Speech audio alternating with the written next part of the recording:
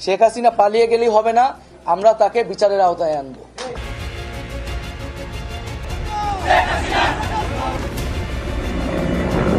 ঢাকা ছাড়ার পর কোথায় আশ্রয় নেবেন শেখ হাসিনা তা নিয়ে রীতিমতো জল্পনা তুঙ্গে ওঠে। সোমবার তার বিমান ভারতের গাজিয়াবাদের হিন্টন এয়ারবেসে অবতরণ করে। শোনা যাচ্ছিল তিনি লন্ডনে আশ্রয় নিতে চলেছেন, কিন্তু ব্রিটেন শেখ হাসিনার রাজনৈতিক আশ্রয় নেওয়ার অনুরোধ প্রত্যাখ্যান করেছে।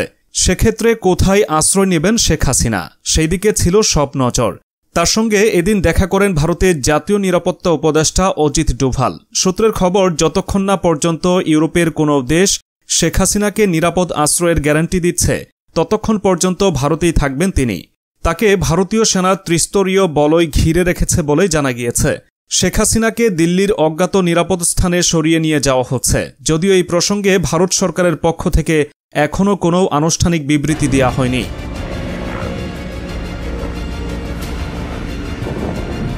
শেখ হাসিনা পদত্যাগ করার পর বাংলাদেশের সার্বিক পরিস্থিতি নিয়ে সোমবার সন্ধ্যা ৭টা নাগাদ একটি উচ্চ পর্যায়ের বৈঠক করেন প্রধানমন্ত্রী নরেন্দ্র মোদী। নিরাপত্তা বিষয়ক ক্যাবিনেট কমিটির বৈঠকে বাংলাদেশের পরিস্থিতি নিয়ে বিস্তারিত আলোচনা হয়েছে।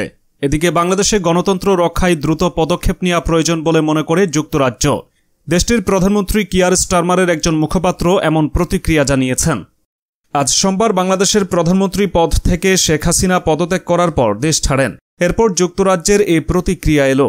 যুক্তরাজ্যের প্রধানমন্ত্রীর মুখপাত্র লন্ডনে সাংবাদিকদের বলেন, বিগত কয়েক সপ্তাহে বাংলাদেশে আমরা যে সহিংসতা দেখেছি তাতে প্রধানমন্ত্রী স্টারমার গভীরভাবে শোকাহত। আমি আশা করি বাংলাদেশের গণতন্ত্র সুরক্ষার জন্য এবং বাংলাদেশের মানুষের নিরাপত্তার ও শান্তি প্রক্রিয়া এগিয়ে নিতে দ্রুত পদক্ষেপ নেওয়া হবে।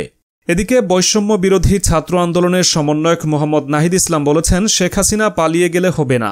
আমাদের আন্দোলনে যাদের হত্যা করা হয়েছে সেই হত্যার বিচার করতে হবে। আমরা তাকে বিচারের আওতায় আনব। ৫ আগস্ট সোমবার রাত ৯টার দিকে এক সংবাদ ব্রিফিংয়ে সমন্বয়ক নাহিদ ইসলাম এ কথা বলেন। নাহিদ ইসলাম আরও বলেন যে রাষ্ট্রীয় কাঠামোর মাধ্যমে ফ্যাসিজম তৈরি হয় সেটি বিলুপ্ত করতে হবে। আমাদের প্রথম ধাপ ছিল স্বৈরাচারী শেখ হাসিনার পতন, সেটি পতন হয়েছে। ২৪ ঘণ্টার মধ্যে আমরা অন্তর্বর্তীকালীন জাতীয় সরকারে রূপরেখা ঘোষণা করব। শেখ হাসিনা পালিয়ে গেলে হবে না, আমরা তাকে বিচারের আওতায় আনব। যারা অভ্যুত্থানে নিহত হয়েছেন তাদের জাতীয় বীর ঘোষণা করছি। আমরা কোনো সরকারকে গ্রহণ করব না। সেনাপ্রধান জরুরি অবস্থা জারি করে সরকার গঠন করলে আমরা সেটি গ্রহণ করব না। এর আগে আজ সোমবার রাত ৮টার দিকে জাতীয় সরকারের রূপরেখা ঘোষণা করবে বলে জানিয়েছিল বৈষম্য বিরোধী ছাত্র আন্দোলন।